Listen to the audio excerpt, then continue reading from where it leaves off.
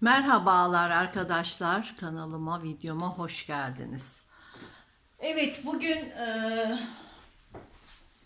şöyle kendi hazırlamış olduğum tight kalıbım var.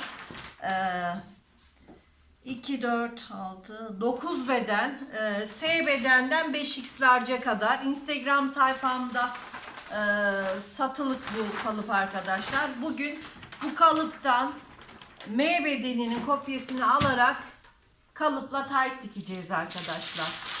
Evet, ben şu şekilde perşemen kağıdına kalıbımı aldım. Medium beden tight dikeceğiz. Kenarlardan birer santim dikiş payı verdim kalıbıma. 2 santim etek bacaktan, paçadan kıvırma payı verdim arkadaşlar.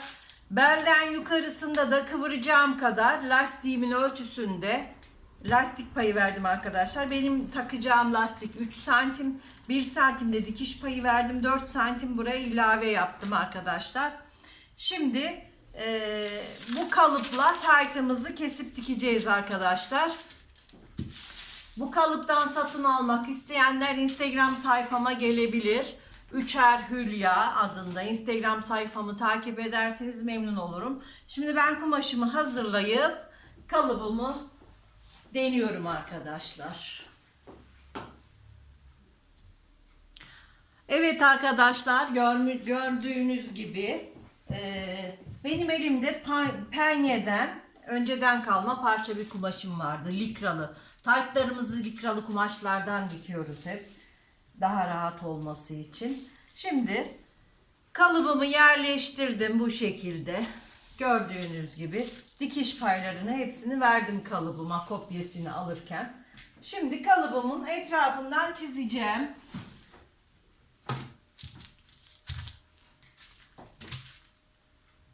Şu şekilde kalıbımın etrafını çizip kesimimizi yapacağız arkadaşlar. Burası ön ağımız. Dikiş paylarını verdik kalıpta. Burası arka ağımız. Medium beden çalışıyorum. Kalıbımda small'dan başlıyor. 5x'lerce kadar var arkadaşlar. Evet. Ben medium'un kopyasını aldım. Dikiş paylarını ilave ettim. Ve kalıbımı çizdim. Burası ön ağ. Burası da arka. Şimdi hemen taytımızı kesiyoruz. Çizgilerden kesip dikeceğiz arkadaşlar. Çok kolay, pratik bir şekilde. Likralı kumaşlardan kesip dikebilirsiniz. Kendi bedeninize göre. Tabii böyle bir kalıbınız elinizde hazır olursa daha kolay dikersiniz. Pratik dikmek isterseniz de daha önceki videolarımda tight'ın pratik kesimi mevcuttur.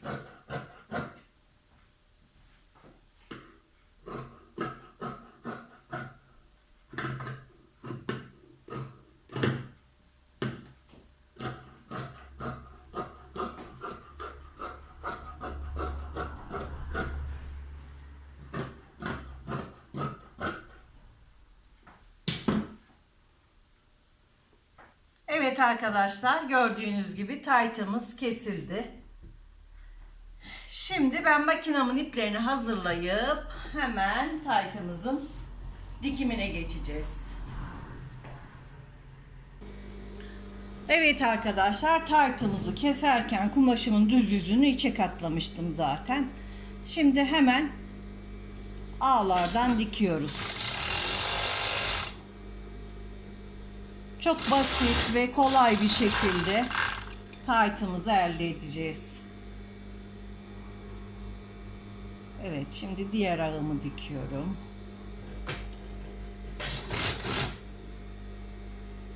Arka ağım burası.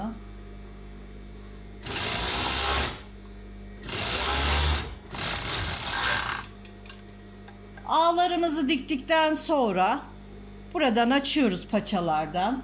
Şu şekilde bacak aralarını dikiyoruz.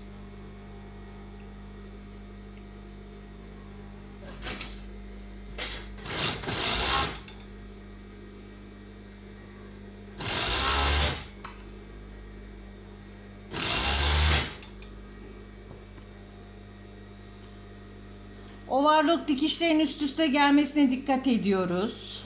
Üsttekini yukarı, aşağıdakini aşağı doğru yatırıyorum.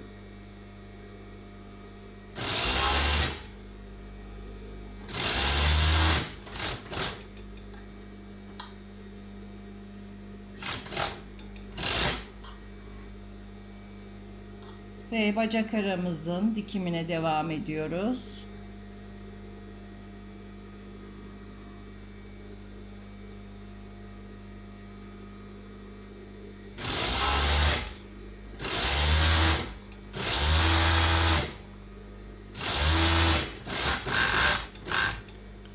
Evet arkadaşlar, gördüğünüz gibi taytımızı diktik.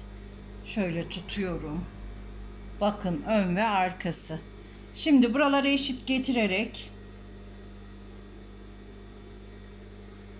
yanlardan işaret alıyorum. Taytımızın belini 4'e bölüyoruz yani. Bel ölçümüze göre lastiğimizi ayarladık. Ben medium bedene 66 santim lastik kestim. Birleştirdim. Ve lastiğimi de 4'e böldüm. Şimdi lastiğimi takacağım. Lastiği dikmek için düz çeviriyorum. Şöyle. Tersinden koyuyorum, bakın arkadaşlar.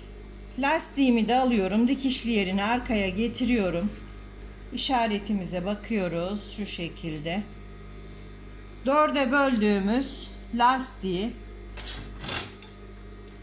eşit bir şekilde taytımıza yediriyoruz arkadaşlar. Bakın, işaretleri denk getirerek lastiği kestirmeden overlock'ta yerleştiriyoruz.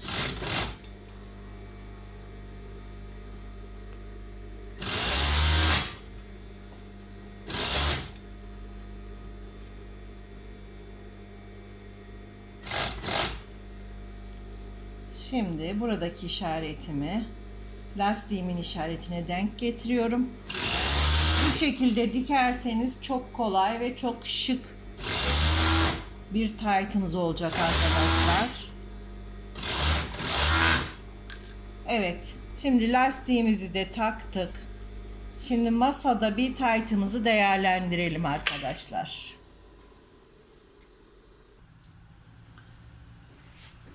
Evet arkadaşlar, kalıbını kendim hazırladığım taytım. Bu kalıbı daha önceki videolarımda paylaşmıştım, nasıl hazırladığımı, nasıl çıkarttığımı. Bakın arkadaşlar, lastiğimizi 4'e bölerek taktık ve eşit büzgülerle lastiğimizi diktik. Şimdi lastiğimizi şu şekilde tekrar katlayacağız. Kalıbımızın üstüne 4 santim pay vermiştik. 3 santim lastik için, 1 santim de dikiş için onu burada kullanmış olduk.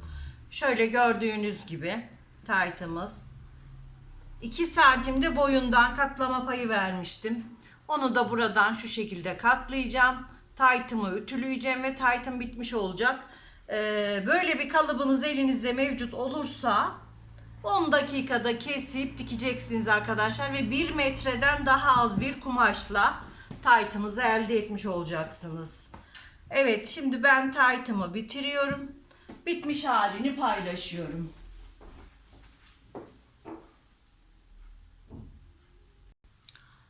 Evet arkadaşlar, bu da taytımızın dikilmiş, bitmiş hali. Gördüğünüz gibi mükemmel oldu. 1 metreden daha az bir kumaşla çok güzel bir tayt elde ettik arkadaşlar. Kalıbımız da 10 numara. Evet, kalıp isteyen arkadaşlar Instagram sayfasından ulaşabilir. Bu taytı pratik kesmek isteyen arkadaşlar da daha önceki videolarımı izleyerek dikebilirler arkadaşlar. Beğeni ve yorumlarınızı bekliyorum. Hoşça kalın, sağlıkla kalın.